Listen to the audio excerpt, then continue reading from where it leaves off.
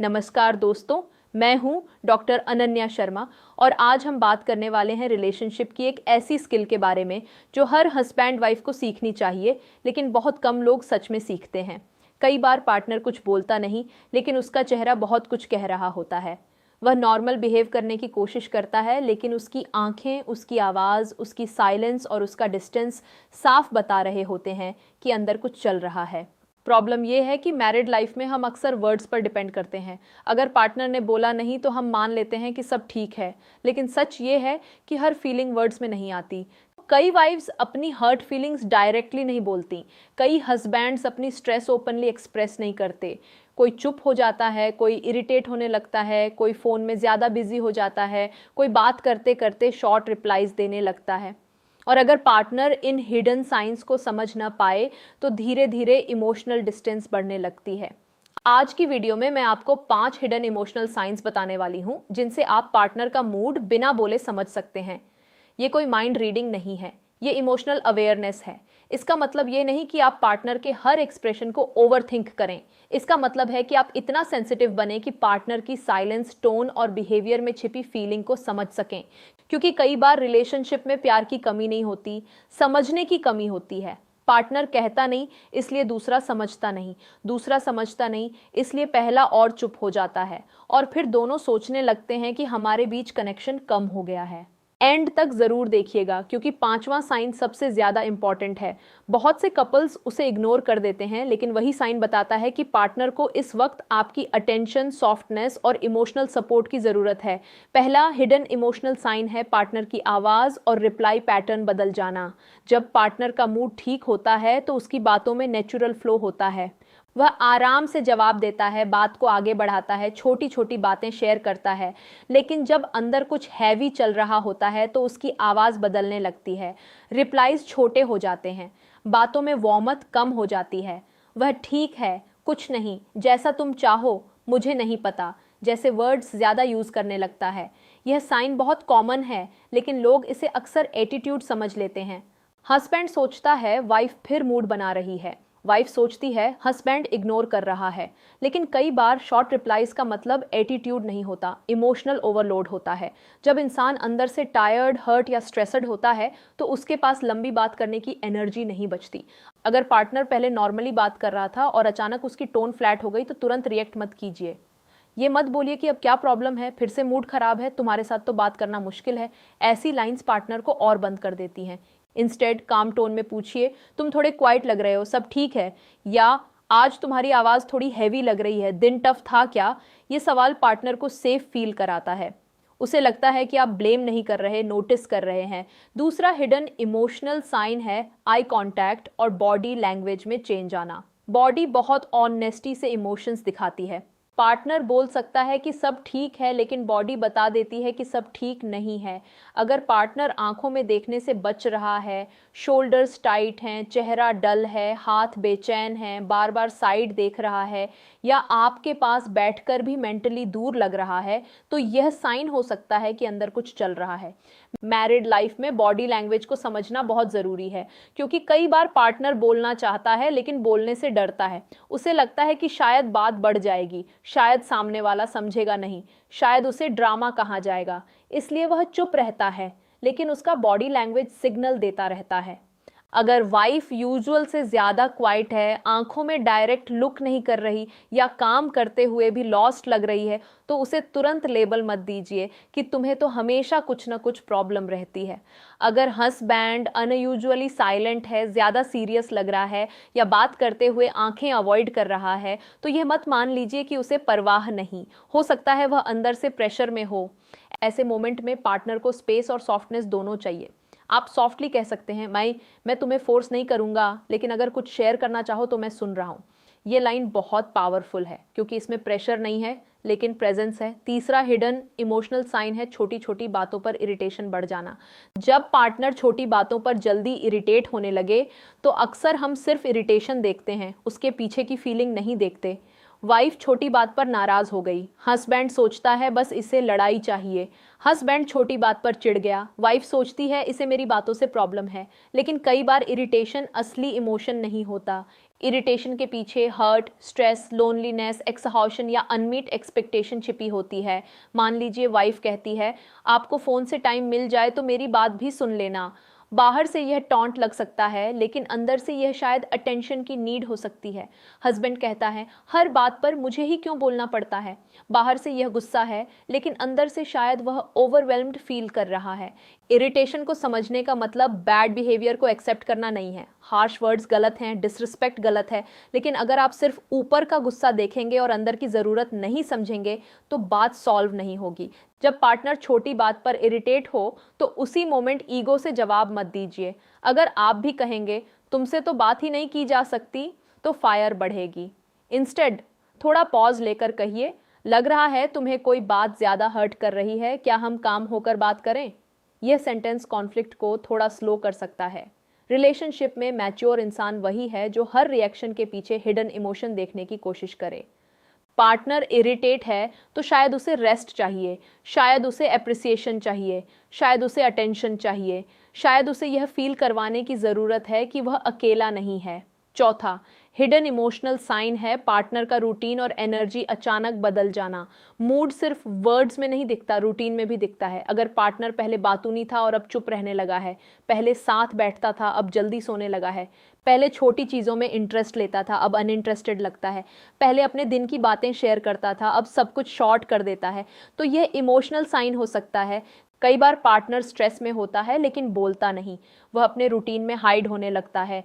कोई ज़्यादा phone use करने लगता है, कोई ज़्यादा सोने लगता है, कोई काम में खुद को ज़्यादा बिजी कर लेता है, कोई घर में होते हुए भी इमोशनली एब्सेंट लगता है। इस साइन को इग्नोर करना डेंजरस हो सकता है, क्योंकि यह धीरे धीरे रिलेशनशिप डिस्टेंस बनाता है। पार्टनर कहता नहीं इसलिए दूसरा समझता नहीं। फिर एक दिन अचानक कंप्लेंट आती है कि तुमने कभी पूछा ही नहीं कि मैं कैसा फील कर रहा हूँ। अगर आपको लगे कि पार्टनर की एनर्जी बदल रही है तो ब्लेम की जगह केयर से अप्रोच करें। जैसे, मैंने नोटिस किया है कि तुम कुछ दिनों से बहुत शांत हो, मैं बस जानना चाहता हूँ कि तुम ठीक हो या नहीं। या तुम पहले जैसी एनर्जी में नहीं लग रहे, क्या कुछ स्ट्रेस चल रहा है। ध्यान रखिए, पार्टनर को इंट्रोगेट मत कीजिए। बार बार पूछना बताओ क्या हुआ, बताओ क्या हुआ, प्रेशर बन सकता है। एक बार सॉफ्टली पूछिए, फिर स्पेस दीजिए। कई बार पार्टनर को बोलने के लिए थोड़ा टाइम चाहिए होता है। पांचवा, हिडन इमोशनल साइन है क्लोजनेस से बचना या ज़रूरत से ज़्यादा रीअश्योरेंस मांगना। ये साइन बहुत इंपॉर्टेंट है क्योंकि ये रिलेशनशिप की इमोशनल सिक्योरिटी से जुड़ा होता है। जब पार्टनर इमोशनली हर्ट होता है तो दो तरीके से रिएक्ट कर सकता है, या तो वह क्लोजनेस से बचने लगता है या फिर बार बार रीअश्योरेंस मांगने लगता है। कुछ लोग हर्ट होने पर दूर हो जाते हैं, वे बात कम कर देते हैं, फिजिकल क्लोजनेस से बचते हैं, आई कांटेक्ट कम करते हैं और अपने इमोशंस को अंदर लॉक कर लेते हैं। बाहर से लगता है कि उन्हें इंटरेस्ट नहीं है, लेकिन अंदर से वे शायद हर्ट होते हैं। उनका डिस्टेंस एक प्रोटेक्शन होता है। दूसरी तरफ कुछ लोग हर्ट होने पर बार बार पूछते हैं, आप बदल गए हो क्या, आपको मेरी परवाह है या नहीं, आप पहले जैसे क्यों नहीं रहे, आप मुझसे दूर क्यों हो। कई लोग इसे क्लिंजी बिहेवियर समझ लेते हैं, लेकिन कई बार ये इमोशनल इनसिक्योरिटी का साइन होता है। पार्टनर रीअश्योरेंस चाहता है कि रिलेशनशिप अभी भी सेफ है। अगर पार्टनर क्लोजनेस से बच रहा है तो उसे फोर्स मत कीजिए, फोर्स करने से वह और दूर जा सकता है। इंस्टेड कहिए, मैं समझ सकता हूँ कि तुम अभी स्पेस चाहते हो, लेकिन मैं यहाँ हूँ। ये लाइन उसे सेफ्टी देती है। अगर पार्टनर रीअश्योरेंस मांग रहा है तो इरिटेट होकर मत कहिए, कितनी बार बताऊँ। इंस्टेड एक बार काम होकर कहिए, मुझे पता है तुम्हें इनसिक्योरिटी फील हो रही है, लेकिन मैं तुम्हारे साथ हूँ और हम काम होकर बात कर सकते हैं। कभी कभी एक सिंसियर रीअश्योरेंस बहुत बड़ी फाइट को रोक सकता है, लेकिन यहाँ बैलेंस ज़रूरी है। इमोशनल सपोर्ट देना अच्छा है, लेकिन अनहेल्दी डिपेंडेंसी बिल्ड करना सही नहीं। अगर इनसिक्योरिटी बहुत ज़्यादा है, फ्रिक्वेंट है या रिलेशनशिप में ट्रस्ट डीपली डैमेज्ड है तो प्रोफेशनल गाइडेंस की ज़रूरत हो सकती है। अब इन 5 साइंस को समझने के बाद सबसे इम्पॉर्टेंट क्वेश्चन है, पार्टनर का मूड समझकर करना क्या है। सबसे पहले एज्यूम मत कीजिए। आप साइन देख सकते हैं, लेकिन फाइनल कंक्लूजन मत बनाइए। अगर पार्टनर क्वाइट है तो यह ज़रूरी नहीं कि वह आपसे नाराज़ है।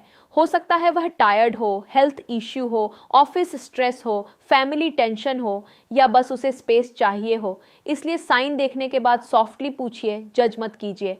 दूसरा, पार्टनर की फीलिंग को छोटा मत कीजिए। अगर वह कहता है कि मुझे अच्छा नहीं लग रहा, तो यह मत बोलिए कि इतनी सी बात पर।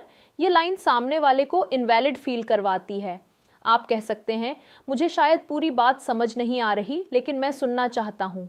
तीसरा, सही टाइमिंग चूज कीजिए। अगर पार्टनर ऑलरेडी इरिटेटेड है तो उसी मोमेंट हैवी डिस्कशन न करें। पहले काम माहौल बनाइए, पानी दीजिए, स्पेस दीजिए और फिर बात कीजिए। चौथा, अपना टोन सॉफ्ट रखिए। रिलेशनशिप में मूड समझने से ज़्यादा ज़रूरी है मूड हैंडल करना। अगर आपने साइन तो समझ लिया लेकिन टोन हार्श रखी तो पार्टनर खुलने के बजाय बंद हो जाएगा। अब मैं आपको एक सिंपल इमोशनल फॉर्मूला देना चाहती हूँ जिसे आप पार्टनर का मूड समझते समय यूज़ कर सकते हैं। पहला स्टेप है नोटिस करना। पार्टनर की tone, body language, silence, irritation, routine और क्लोजनेस पैटर्न को ऑब्जर्व करें। दूसरा स्टेप है पॉज करना। तुरंत रिएक्ट ना करें। अपने दिमाग में कहानी मत बना लें कि यह मुझे इग्नोर कर रहा है या यह जानबूझकर एटीट्यूड दिखा रही है। तीसरा स्टेप है सॉफ्ट क्वेश्चन पूछना, जैसे तुम ठीक हो, आज मूड थोड़ा हैवी लग रहा है, क्या तुम बात करना चाहोगे, मैं सुन सकता हूँ अगर तुम शेयर करना चाहो। चौथा स्टेप है लिसन करना। बीच में इंटरप्ट मत करें, अपनी डिफेंस तुरंत मत रखें, पहले पार्टनर को बोलने दें। पांचवा स्टेप है सपोर्ट देना। सपोर्ट का मतलब हमेशा सॉल्यूशन नहीं होता।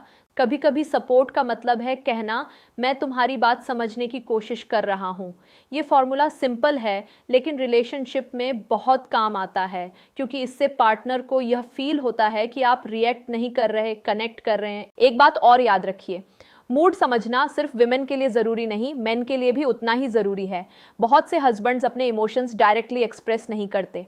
वे स्ट्रेस में होते हैं लेकिन कहते हैं कुछ नहीं। वे हर्ट होते हैं लेकिन चुप रहते हैं। वे प्रेशर में होते हैं लेकिन नॉर्मल दिखने की कोशिश करते हैं। अगर वाइफ उनकी साइलेंस को ईगो समझ ले तो डिस्टेंस बढ़ सकता है। इसी तरह बहुत सी वाइफ्स अपनी फीलिंग्स डायरेक्टली नहीं बताती। वे उम्मीद करती हैं कि हस्बैंड नोटिस करे। अगर हस्बैंड हर सिग्नल मिस करे तो वाइफ को लगता है कि उसे मेरी परवाह नहीं। इसलिए हस्बैंड वाइफ दोनों को एक दूसरे की इमोशनल लैंग्वेज सीखनी पड़ती है। हर पार्टनर की इमोशनल लैंग्वेज अलग होती है।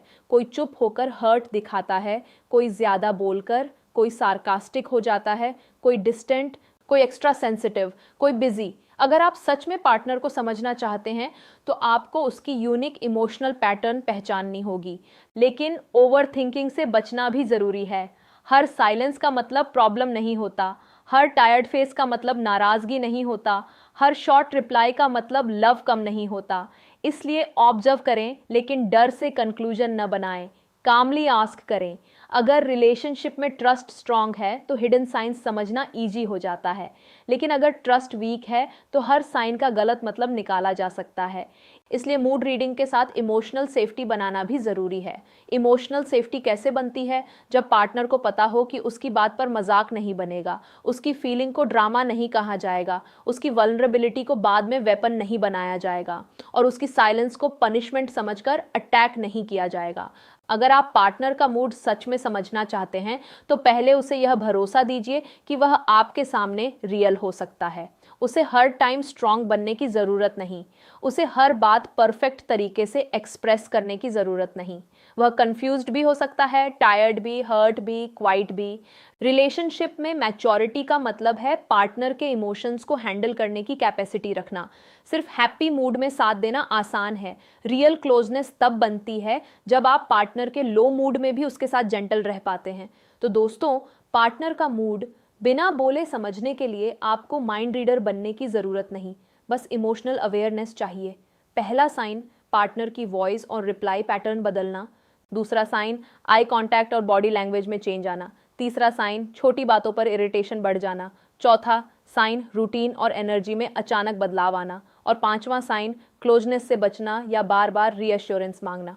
इन साइंस को देखकर पार्टनर को जज मत कीजिए, उसे समझने की कोशिश कीजिए। हर मूड का जवाब आर्ग्यूमेंट नहीं होता। कई मूड्स को सिर्फ पेशेंस, सॉफ्टनेस और लिसनिंग चाहिए होती है। अगर आपकी मैरिड लाइफ में कम्युनिकेशन गैप आ गया है तो आज से पार्टनर को थोड़ा ध्यान से ऑब्जर्व करना शुरू कीजिए। उसकी आवाज़, उसकी साइलेंस, उसकी आंखें, उसकी एनर्जी और उसकी स्मॉल रिएक्शंस को समझने की कोशिश कीजिए। कभी कभी पार्टनर सिर्फ इतना चाहता है कि आप पूछ लें, तुम ठीक हो? कभी कभी उसे सिर्फ यह चाहिए कि आप फ़ोन साइड रखकर कहें, मैं सुन रहा हूँ। और कभी कभी उसे सिर्फ यह रियश्योरेंस चाहिए कि मैं तुम्हारे खिलाफ नहीं, तुम्हारे साथ हूँ।